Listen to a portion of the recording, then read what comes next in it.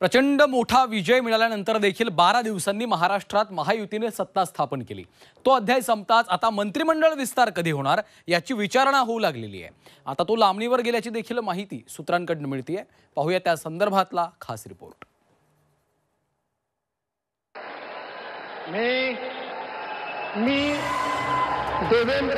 राज्यात सत्ता स्थापन झाली।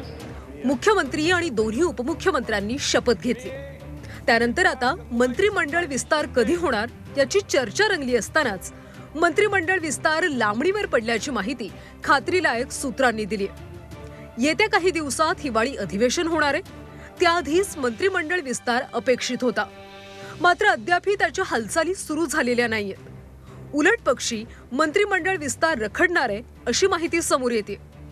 यामागे काही कारण आहेत। मंत्रिपद कुणाला द्यायचं त्या आमदारांच्या नावांची निवड करणं, तिन्ही नेते त्या नावांवर चर्चा करणार आणि मग केंद्रातून वरिष्ठ नेते त्या नावांना मंजुरी देणार। या संपूर्ण प्रक्रियेला वेळ लागण्याची शक्यता आहे। विशेष अधिवेशन 9 डिसेंबर पर्यंत चालणार आहे। त्यामुळे एका दिवसात ही सर्व प्रक्रिया होणं केवळ अशक्य आहे असंही कळतंय। मात्र मंत्रिमंडळ विस्तार हिवाळी अधिवेशनापूर्वी नक्की होईल असा विश्वास शिवसेनेचे नेते व्यक्त करतायत। मंत्रिमंडळ जोपर्यंत विस्तार होत नाही तोपर्यंत तिन्ही नेते मंत्रिमंडळ सांभाळायला सक्षम आहेत।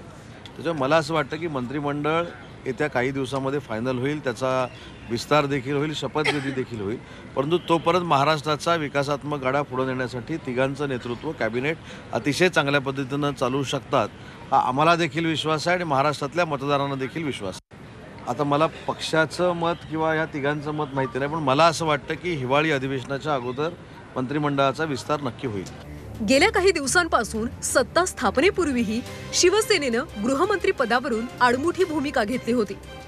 त्यानंतर अर्थ खातं राष्ट्रवादीला देऊ नये अशी मागणी केल्याची माहितीही समोर आली होती।